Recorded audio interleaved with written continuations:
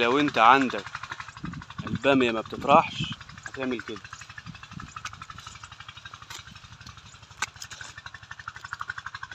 تجزجس الورق كده عشان البامية تطرح، ولو فيها بامية بعد قرن تجمعه عشان ايه تشتغل معاه، واخد بالك؟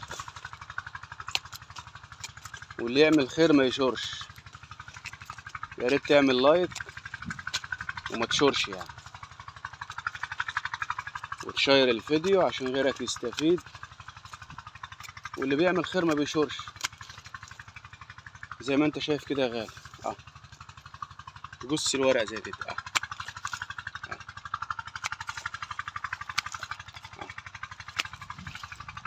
عشان النوار ده الشمس تشوفه ده.